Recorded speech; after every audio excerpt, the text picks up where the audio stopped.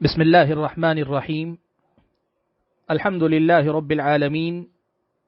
والصلاة والسلام على اشرف الانبیاء والمرسلین وعلى آلہ واصحابہ اجمعین ومن تبعهم باحسان الى یوم الدین اما بعد۔ محترم حضرات اور خواتین اسلام،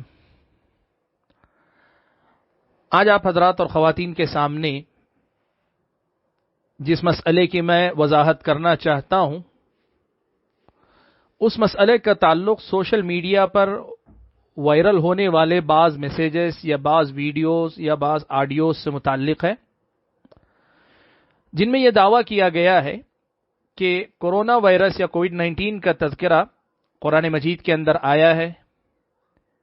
اس کا علاج بھی قرآن مجید کے اندر بیان کیا گیا ہے، یا بعض میسیجز ایسے بھی آئے جن میں یہ کہا گیا ہے کہ فلاں حضرت کے ملفوظات میں یا فرمودات میں اس کا تذکرہ ہے، جس میں انہوں نے پیشن گوئی کے طور پہ بتایا تھا کہ ایک دور آئے گا جب اس قسم کے حالات پیدا ہوں گے جو بالکل کووڈ-19 کے بعد جو حالات ہمارے سامنے ہیں ان سے مطابقت رکھتے ہیں۔ تو لوگوں کا یہ استفسار ہے کہ اس قسم کے، چاہے وہ قرآن کے حوالے سے کہی گئی باتیں ہوں یا پھر یہ کہ کسی بزرگ، کسی نیک شخصیت سے متعلق منسوب کی گئی باتیں ہوں، ان کے بارے میں ان سے نقل کی گئی باتیں ہوں، ان کے ملفوظات یا ان کی طرف سے آئی ہوئی باتوں میں ان کا تذکرہ ہو، اس سلسلے میں ہمارا موقف کیا ہونا چاہیے؟ دیکھیے، میں ابتدائی طور پہ مسئلہ آپ کے سامنے ذکر کر دینا چاہتا ہوں کہ انبیاء علیہم الصلاۃ والسلام جو نبی بنا کر بھیجے جاتے ہیں، رسول بنا کر بھیجے جاتے ہیں، وہ دو قسم کی چیزیں لے کر آتے ہیں۔ ایک ہوتا ہے امر، دوسری چیز ہوتی ہے خبر۔ امر کا مطلب احکام ہوتے ہیں، چاہے ان کا تعلق عقیدے سے ہو کہ یہ عقیدہ رکھنا چاہیے، اس غلط عقیدے سے بچنا چاہیے، عبادات سے ہو کہ یہ عبادت کرنی چاہیے، اس قسم کی عبادت یا بدعات سے بچنا چاہیے، حلال و حرام سے بھی ہوتا ہے کہ آپ کو یہ کام کرنا چاہیے، یہ حلال ہے، یہ نہیں کرنا چاہیے، حرام ہے۔ اخلاق و عادات سے متعلق بھی ہوتے ہیں جس کے اندر کرنے نہ کرنے کی بات کی جائے، یہ امر ہوتی ہے، امر اس کو کہتے ہیں۔ یعنی انبیاء کی باتوں میں بہت ساری باتیں ایسی ہیں جن کا تعلق امر سے ہے، حکم کی بات ہوتی ہے، یہ کرو یہ نہ کرو۔ اور وہیں انبیاء علیہم الصلاۃ والسلام دوسری چیز جو لے کر آتے وہ ہوتی ہے خبر،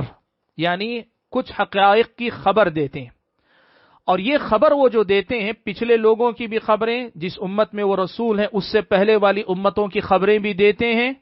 اور آنے والے حالات یا آنے والے زمانے کی خبریں بھی انبیاء علیہم الصلاۃ والسلام دیتے ہیں۔ پیارے نبی محمد صلی اللہ علیہ وسلم، خاتم النبیین، خاتم المرسلین صلی اللہ علیہ وسلم بھی امر اور خبر دونوں ہی چیزیں لے کر آئے تھے۔ تو آپ صلی اللہ علیہ وسلم نے جہاں کرنے نہ کرنے کے کام بتائے، وہیں خبر بھی اللہ کے نبی صلی اللہ علیہ وسلم نے دی ہے۔ اب خبر کے سلسلے میں ہمیں کیا کرنا چاہیے؟ جو چیز نبی علیہ الصلاۃ والسلام کی بتائی ہوئی ہو، چاہے اس کا تعلق گزری ہوئی قوموں سے ہو یا پھر آنے والے حالات سے متعلق ہو، ان باتوں کی تصدیق کرنی چاہیے، ان کو سچا ماننا چاہیے، چاہے وہ اپنے دور میں، ہمارے اپنے دور میں ہمیں عجیب لگتی ہو، ناممکن لگتی ہو، غریب لگتی ہو، اور ہمارا اپنا نفس اسے ماننے کے لیے تیار ہو نہ ہو، لیکن اگر یہ ثابت ہو جائے کہ واقعی نبی علیہ الصلوۃ والسلام کی دی ہوئی یہ خبر ہے، آپ صلی اللہ علیہ وسلم نے بتایا ہے، تو پھر اس پر ایمان لانا چاہیے۔ اس میں کوئی شک نہیں، یہ ایک ایسا مسئلہ ہے جو اہل علم کے نزدیک، علماء کے نزدیک مسلمہ حقیقت کا درجہ رکھتی ہے یہ بات۔ تو نبی کی دی ہوئی خبروں کی تصدیق ہونی چاہیے، ان پر ایمان، یقین آدمی کو ہونا چاہیے۔ نبی علیہ الصلوۃ والسلام نے قیامت تک آنے والے سبھی نہیں، لیکن بہت ساری باتیں نبی علیہ الصلوۃ والسلام نے پیشن گوئی کے طور پہ بیان فرمائی۔ آپ صلی اللہ علیہ وسلم نے بڑی بڑی جنگوں کا تذکرہ کیا، بڑے بڑے حادثات کا تذکرہ کیا، اور اللہ کے نبی نے مجمل طور پر یہ بھی بتایا کہ بہت ساری بیماریاں ایسی آئیں گی جو اس سے پہلے نہیں سنی گئی۔ یہ سب اللہ کے نبی صلی اللہ علیہ وسلم نے بتایا ہے۔ تو جتنی باتیں جس تفصیل کے ساتھ آئی ہیں ان پر ایمان لانا یہ ہمارے ایمان کا حصہ ہے۔ اب ہم آتے ہیں ہمارے سوال کے اس حصے کی طرف کہ کیا واقعی معنوں میں کووڈ-19 کا قرآن مجید کے اندر تذکرہ ہے؟ میں آپ کو بتانا چاہتا ہوں پیارے نبی صلی اللہ علیہ وسلم کی احادیث یا قرآن مجید کی آیات کے اندر کووڈ 19 جیسے کسی خاص جرثوم جراثیم یا اس وبا یا اس بیماری کا خصوصی طور پہ نام لے کر تذکرہ واللہ تعالی اعلم کہیں قرآن مجید کے اندر نہیں آیا، احادیث کے اندر نہیں آیا۔ بہت قریب تر شکل اس کی اگر کوئی ملتی ہے تو طاعون وغیرہ ہے، جو طاعون وبا ہے، یہ بھی ایک قسم کی وبا ہے، یہ طاعون نہیں ہے لیکن طاعون جیسی ایک وبا ہے، بس اتنی مناسبت ملتی۔ اسی لیے جب علماء کو مسائل بیان کرنے کی ضرورت پیش آئی تو اہل علم نے طاعون سے یہ وبا جن معاملات میں موافقت کرتی ہے اس میں طاعون کے احکام اہل علم نے اس وبا کے لیے بھی بیان کیے، لیکن اس سے ہٹ کر اسے طاعون بھی نہیں کہا، جائے کہ اس کے بارے میں یہ دعویٰ کریں کہ قرآن میں اس کا تذکرہ آیا ہے، احادیث میں اس کا تذکرہ آیا ہے۔ اب جب یہ حقیقت ہے تو یہ دعویٰ کرنا کہ قرآن میں سورہ مدثر کے اندر اس کا تذکرہ آیا ہے، یہ سراسر غلط ہے۔ لوگوں کا ایک معاملہ ہے، وہ کیا کرتے ہیں، ہلکی سی کوئی معنوی مناسبت دیکھتے ہیں، معنی میں کہیں کہیں تھوڑی تھوڑی مطابقت نظر آتی ہے تو لوگ فوراً اسے لے جا کر جوڑ دیتے ہیں قرآن میں دیکھو اس کا تذکرہ آیا ہے۔ نہیں، ایسا نہیں ہے۔ قرآن مجید میں جن چیزوں کا تذکرہ ضروری تھا نبی علیہ الصلوۃ والسلام نے کیا، جن کا نام لے کر ذکر کرنا ضروری تھا، دجال کا ذکر کیا نبی علیہ الصلوۃ والسلام نے، قرآن میں دابۃ الارض کا تذکرہ آیا، دوسری چیزوں کا نام لے کر ذکر آیا،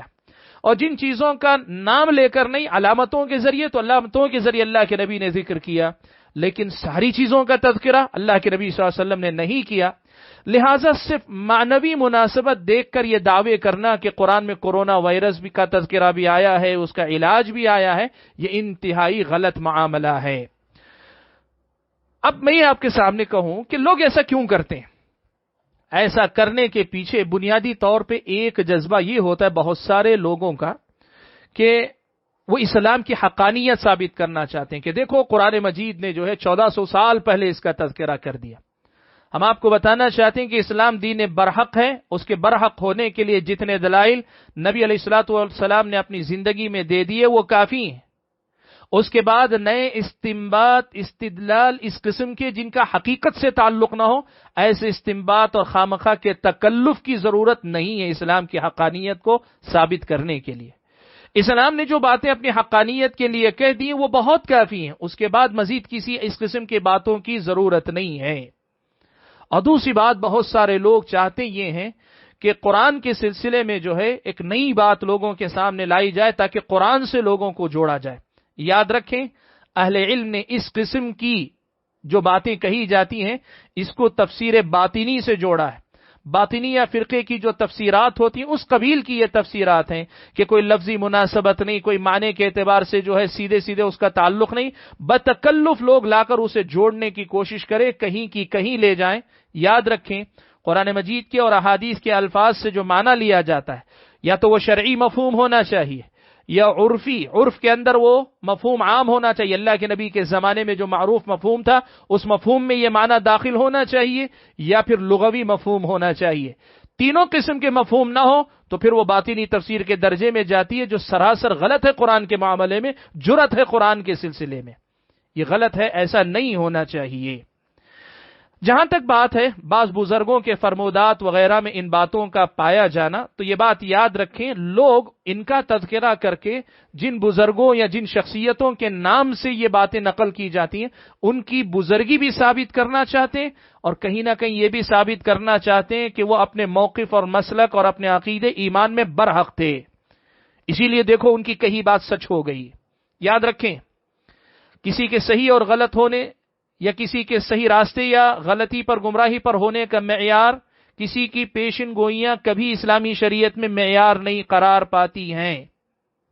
کبھی قرار نہیں پاتی ہیں کہ ان کی کہی ہوئی بات اگر سچ ہو جائے تو وہ برحق ہو گئے، یہ کہیں اسلامی شریعت میں نہیں۔ حق و باطل کا معیار اللہ تعالیٰ کی کتاب، نبی علیہ الصلوۃ والسلام کی سنت ہے، جو اس سے مطابقت کرے گا وہ اس کی بات لی جائے گی، نہ کہ اس کی کہی ہوئی پیشن گوئی صحیح ہو گئی تو وہ برحق ہو گیا۔ آپ یاد رکھیں، اسی سے ملتے جلتے ایک مسئلے میں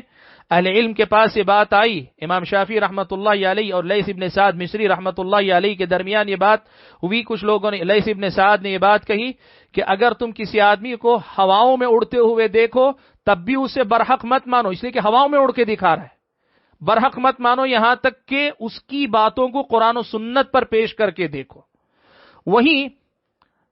امام شافعی رحمۃ اللہ علیہ کو جب یہ جملہ سننے کو ملا تو انہوں نے کہا کہ لیث ابن سعد نے ادھوری بات کہی، میں پوری کہتا ہوں، اگر تم کسی کو ہواؤں میں اڑتے ہوئے دیکھو یا پانی پر چلتے ہوئے بھی دیکھو تو اسے سچا نہ جانو یہاں تک کہ اس کی باتوں کو قرآن و سنت پر پیش کر کے دیکھو۔ یہ معیار ہے اسلام کی نظر میں کہ کوئی بھی آدمی محض اس لیے جو ہے محترم نہیں ہو جاتا یا یہ کہ وہ برحق نہیں ہو جاتا کہ اس نے جو ہے پیشن گوئی کی اور اس کی پیشن گوئی برحق ہو گئی۔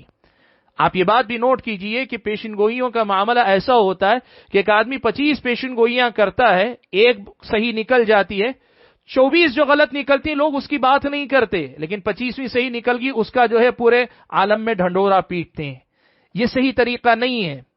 بلکہ آپ کو بتائیں تو نبی علیہ الصلوۃ والسلام نے ایک اور دروازہ بھی یہاں کھولا، ایک اور پہلو بھی اللہ کے نبی نے بتایا۔ اللہ کے نبی صلی اللہ علیہ وسلم نے ایک مرتبہ کاہنوں کی کہی ہوئی باتوں کو سچ ماننے سے منع کیا۔ کاہن جو غیب دانی کی غیب کی باتیں بتاتے ہیں، غیب کی باتوں کی خبر دینے کا دعویٰ کرتے ہیں، اللہ کے نبی نے ان کی باتوں کی تصدیق کرنے سے منع کیا، کہا لیسوا بشیء، ان کی کوئی حقیقت نہیں۔ تو صحابہ نے کہا اللہ کے رسول اگر ایسا ہے ان کی کوئی حقیقت نہیں ہے تو کئی بار تو ایسا ہوتا ہے کہ وہ کچھ چیزیں بتاتے ہیں جو بالکل برحق ثابت ہوتی ہیں آگے چل کر۔ تو اللہ کے رسول صلی اللہ علیہ وسلم نے فرمایا کہ دیکھو اس مسئلے کی حقیقت یہ ہے کہ آسمان پر جب غیب کی خبروں کا تبادلہ ہوتا ہے، یعنی اللہ تعالیٰ جبرائیل کو بتاتے ہیں، جبرائیل امین فرشتوں کو بتاتے ہیں، خبر آسمانوں میں ایک دوسرے کے درمیان پہنچائی جا رہی ہوتی ہے، تو یہ جن جاتے ہیں سننے کی کوشش کرتے ہیں، فرشتے ان کو مار بھگاتے ہیں۔ اس دوران یہ جن کوئی ایک کلمہ اچک لیتے ہیں اور وہ ایک کلمہ لا کر وہ جو کاہن ہوتا ہے غیب کی باتیں بتانے کا دعوے دار ہوتا ہے اس کے کان میں کچھ باتیں ڈال دیتے ہیں، تو اس کی باتوں میں 100 جھوٹ مزید ملا کر آدمی جو ہے لوگوں کو بیان کر دیتا ہے۔ اب وہ ایک صحیح بات جو صحیح ہوتی ہے اور صحیح واقع ہوتی ہے اس کی بنیاد پر اس کے 100 جھوٹ چل نکلتے ہیں۔ صحیح بخاری و مسلم کی روایت میں یہ بھی الفاظ ہے کہ 100 سے زیادہ جھوٹ ملاتا ہے، 100 کے الفاظ بھی آئے، 100 سے زیادہ کے بھی الفاظ آئے۔ تو یہ بھی ایک میدان ہے، یہ دیکھنا چاہیے۔ اور دوسری بات یہ ہے، ہو سکتا ہے ایک باب یہ بھی ہو کہ وہ جو فرمودات الفاظ ہیں انہوں نے کسی ایسی کتاب میں پڑھے ہوں جو کسی آسمانی کتاب سے نقل کیے گئے ہوں جن کی کوئی سند نہ ہو، تو ہمیں اس بات کا حکم ہے کہ ہم جو چیز سامنے نظر آ رہی اس کی تصدیق کریں، لیکن اس کو معیار بنا کر صحیح یا غلط ہونے کا آدمی کے بارے میں فیصلہ نہ کریں۔ جیسے اہل کتاب کی بیان کردہ کوئی بات سچ نکل جائے تو کیا اس سے یہ لازم آئے گا کہ اہل کتاب کی کتاب صحیح ہو گئی؟ کیا اس سے یہ لازم آئے گا کہ اہل کتاب کا دین اور مذہب صحیح ہو گیا؟ یہ کوئی معیار نہیں ہوا کرتا۔ میں تو آپ کو ایک بات اور بھی دیتا ہوں، سوشل میڈیا پر اس وقت ایک چیز یہ بھی دیکھنے میں آ رہی، بہت ساری ایسی تحریریں بھی آ رہی ہیں سامنے، لوگ لکھ رہے ہیں کہ یہ جو کووڈ-19 کی کیفیت ہے یہ فلاں اور فلاں فلموں کے اندر بتائی گئی ہیں، پتہ نہیں کس کس زبان کی، انگریزی زبان یا یورپی زبان یا جو ہے رشیائی زبان یا چینی زبان، کسی نہ کسی زبان میں فلمیں بنی ہیں، تو ان زبانوں کا نام لے کر، فلموں کا نام لے کر لوگ بتا رہے ہیں کہ فلاں اور فلاں فلم میں یہ پہلے ہی بتایا گیا، آج سے 20 سال 25 سال 30 سال پہلے کی بنی فلم میں ایسی چیز بتائی گئی۔ یاد رکھیں سائنس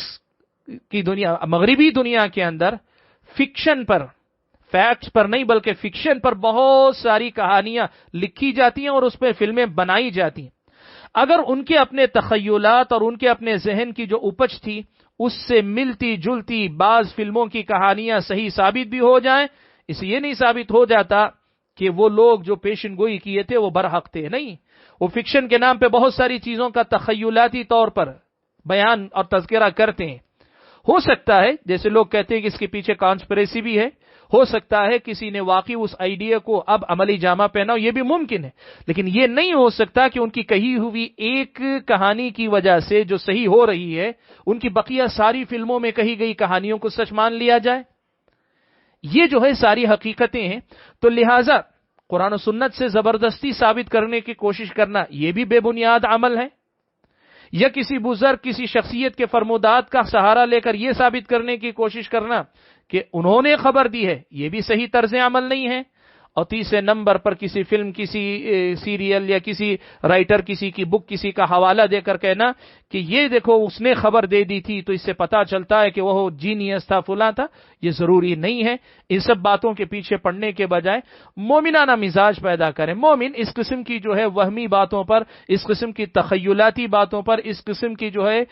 جس کو کہیے کہ ہوائی باتوں پر اعتماد نہیں کرتا، وہ واضح دلیل پر اعتماد کرتا ہے، قرآن و سنت کی واضح تعلیمات پر ایمان رکھتا ہے۔ ورنہ اس کا ایمان تو یہ ہے کہ دنیا میں خیر و شر ہر چیز کا خالق اللہ تعالیٰ ہے، دنیا میں نفع و نقصان کا مالک صرف اللہ تبارک و تعالیٰ ہے، اس لیے وہ ان کی حقیقتوں اور ان کے پیچھے پڑنے کے بجائے اپنے رب سے جڑنے کی کوشش کرتا ہے، اللہ تعالیٰ کی طرف لوٹ کر آتا ہے، پلٹ کر آتا ہے، اور اللہ تعالیٰ کے پاس استغفار توبہ کے ذریعے اور اللہ تعالیٰ نے شریعت میں جو آداب اور احکام سکھائے ہیں اور جو مادی اسباب اختیار کرنے کی ترغیب دلائی ہے ان کو اختیار کر کے اس سے نجات پانے کی کوشش کرتا ہے، لا یعنی چیزوں میں ادھر ادھر کی باتوں میں اپنے آپ کو مشغول نہیں رکھتا ہے۔ اللہ سے دعا کیجئے کہ اللہ تعالیٰ ہم اور آپ کو ان باتوں کو سمجھ کر اس پر عمل پیرا ہونے کی توفیق عطا فرمائے۔ السلام علیکم ورحمۃ اللہ وبرکاتہ۔